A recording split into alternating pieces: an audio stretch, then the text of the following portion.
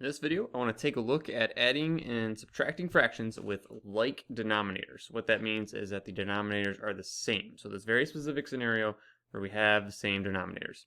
So here's what we do just in general. So if we have a fraction, let's just call it a over b plus c over b. So now notice, the denominators are the same. They are both b's. So a over b plus c over b, same denominator. In this scenario where we have the same denominator, all we're going to do is we're going to do a plus c over b.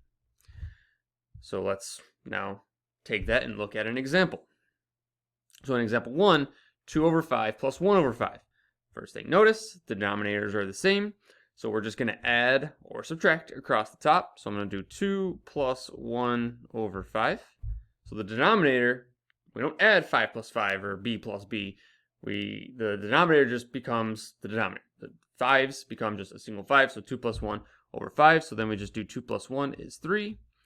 3 over 5. And then you always want to make sure you're looking to simplify if possible. And what I mean by that is if we get an answer of like 2 over 4, you wouldn't leave an answer of 2 over 4 as just 2 over 4. You'd simplify that down to 1/2. So you always want to look out for that. You never want to leave a fraction unsimplified. So that's what I mean by simplify the fraction. All right, let's take a look at the next one, number 2. 3 over 7 plus 1 over 7, same denominator of 7. So all we're going to do is 3 plus 1 over 7. 3 plus 1 is 4.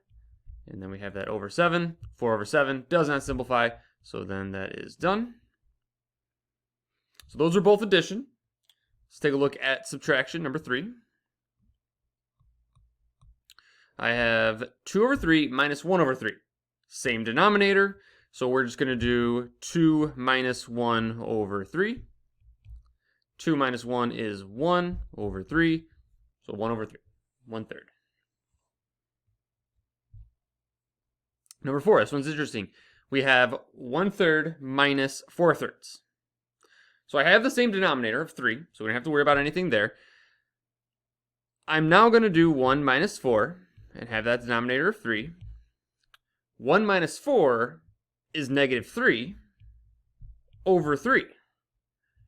That can be simplified. Negative 3 over 3 is going to simplify down to negative 1 over 1, which we technically write that as just, I'm going over my camera there, we technically write that as negative 1 over 1, so we write that as just negative 1. Like, you wouldn't leave it as negative 1 over 1. Just like if you got an answer of 2, you wouldn't write it as 2 over 1. It's not wrong, but you wouldn't do that. So you just write the answer from negative 3 over 3.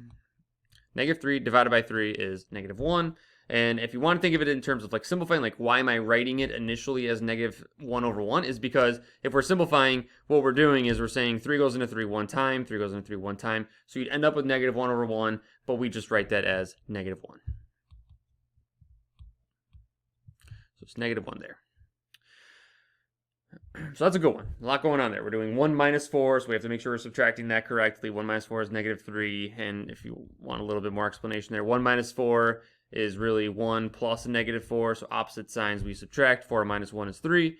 Bigger number was negative, so negative 3. Okay. So now number 5, we have 3 fractions that we want to look at. Now, if they're all the same across the board, so all 3 fractions have the same denominator of 4, we don't have to worry about anything. We just add or subtract or perform the operation across the top. So all of the denominators are 4, so it's going to be 1 plus 3 plus 5 all over 4. 1 plus 3 is 4. 4 plus 5 is 9, so 9 over 4. And this is where, like, if you're watching this video and you're currently in like an elementary algebra class or some sort of algebra class, it depends on the teacher or the book. Like if you're trying to submit homework or something or do homework, it depends on the teacher, like what they're looking for in terms of the answer. Like if they're looking for improper fractions, or if this is okay, leaving or converting it to a mixed fraction. But typically, unless the directions are specifically asking for mixed fractions, then we would just leave it as 9 over 4.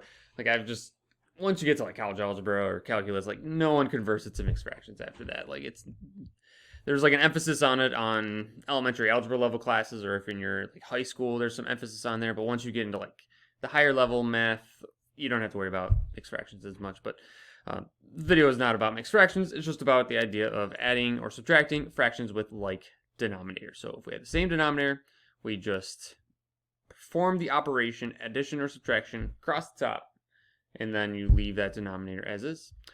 Now, if the denominators are different, that's a different story. So, cannot take the same approach there. Gotta do some different methods there. So, hopefully this video is beneficial, and thanks for watching.